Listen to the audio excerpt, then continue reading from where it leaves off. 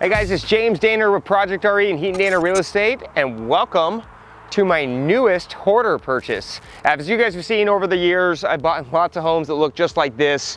They are pretty nasty. They're kind of hard to walk through. Not only are they gross, they also can be extremely hard to budget for. So we're gonna walk you through this project. How did I budget for this in the current condition? So right now, what we're already looking at, a lot of times this house was actually advertised. We bought it on market. It was so nasty, they advertised it as a teardown. Luckily for me, I looked for those things because a lot of times I think I can fix it. So we got a good buy on it because it was advertised as land. We basically paid land value for it, but now the hard work starts. So the first thing that we're looking at, and this always tells me where I'm gonna have hidden missing issues on this house. We have a skylight there and the roof bows in, and what's happening is the water over time has leaked through and it's caused our trusses to kind of crack and break up there.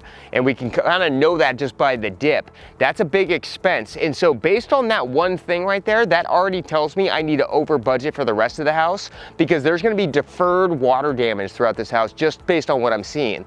Right now it's the summertime, it's in Seattle, it's surprisingly hot where we've been getting 90 to 100 degree weather. So that's gonna dry the house out. But as soon as the water comes back, which it always does in Seattle, we're gonna have major issues there.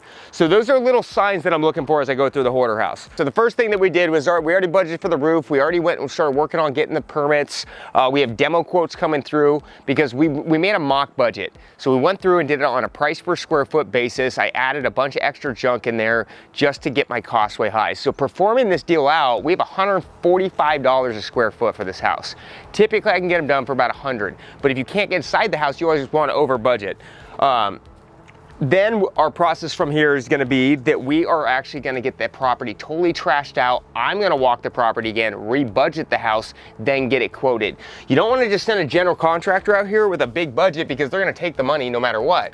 Once the trash comes out, we might find some hidden surprises or hidden bonuses. All right guys, so here we go. We're gonna try to get this in.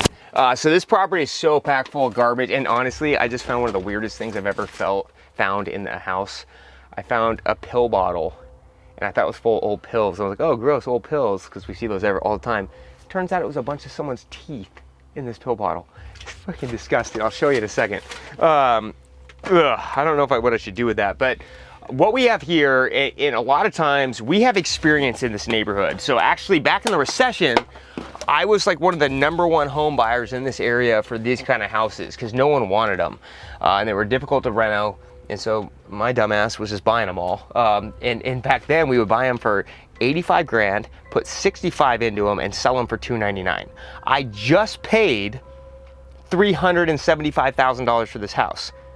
Think of that, and they were in way better shape. That's how much the market's appreciated. So make sure you buy and hold, keep your properties, make some wealth. But anyways, as we go through the things that we're looking at, even though there's so much garbage, I'm also just trying to get a visual. Like things right here, I don't have any outdoor access. I don't need to know any more than that. Besides, I got to cut a slider in here. And then I just wanted to look at the kitchen size because even with all this garbage, whoa, I want to know if I can open that wall or not as I'm budging. So as you can see through here, that's where that section is of where this roof is collapsed. I kind of think that these VHS tapes are actually holding up this section right here. So if we take this garbage out, there could be some shit coming down. Holy smokes. One other little flip tip for you guys. There's always stuff. Ooh, look at this. Weird stuff, lots of cassettes. The one problem with hoarder houses is you can get lost in the stuff and all of a sudden you think you should be trying to keep things and find things. Don't do it. Your hard money costs will offset what you find.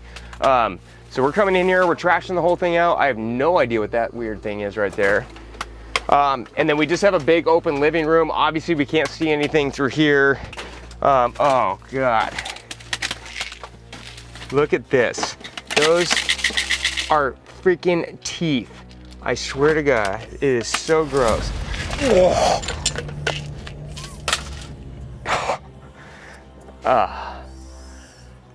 All right, bathrooms are here, and then bedrooms and bedrooms. So the good thing is we can't see, or the bad thing is we can't see anything in the house. The good news is we have to move no walls in this whole house. So even though this looks really scary and it's like, oh, we should not fix it, it actually has good bones when you get through the garbage. All the walls are where they should be, all the doors and plumbing are where it should be, and so that's gonna save me dramatic costs. I'm thinking that I can cut my budget down to Probably like around 110 a foot rather than 140, and that's a massive kicker in the deal. Oh my gosh, well, just when I thought it couldn't get any creepier, I thought the teeth was bad, we have a bunch of dolls hanging from the ceiling for whatever reason. Oh my gosh. So the only reason I'm coming in here is I'm actually trying to find the electrical panel. I really don't like being in this room right now. Something about dolls, not okay. What we got here? All right, well, I'm not seeing the panel through here. So we just have a lot of garbage in here. And you guys, so when I'm budgeting for garbage, I'm looking at what's the size of a house, what's the size of a dumpster, and then logically, you know, for me, I think if I'm paying a guy 30 bucks an hour to remove garbage, and then there's 2 of them, that's 60 bucks an hour. I can times that by 3 days probably here, because again, you remember the size of the house is only 670 square feet, so it's not that big. They should be able to get through it. So for three days, that's 1,800 bucks in labor. It's again not that big. I'm probably 2 to 3 dumpsters here. They're about 1,200 bucks a piece, and so I can budget. I have a budget of 10,000, but it should be coming in around 7 at that point. But just being able to kind of calculate that math in my brain, it helps me budget through the. Whoa! Backdoor Hollywood. So, sometimes you want to keep things. But either way, as we kind of go through this thing, we got a lot of work to do. We can't really do much else besides get the trash out. So what we're doing now is we're having a company come out, they're bidding the trash removal. We're having them bid also. You never want to separate those, it'll cost you more money. We're having them bid all doors, trim, closet doors, fixtures, electrical trim, all the exterior, getting all the garbage off, ripping the siding off.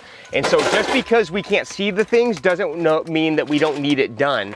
You know, there's wall paneling in here. So we're putting that all in our spec so that we'll have a least amount of change orders. All right guys, so for more information on this house, so we are gonna be posting updates every couple weeks on ProjectRE. Stay tuned, make sure you go to our YouTube channel, ProjectRE, or follow me on Dainard Flips for more information. We'll be giving you the updates, what budget problems we're having, and then what it looks like after all the dolls and the garbage are removed. Me and my bitches hanging out. This is a creepy room.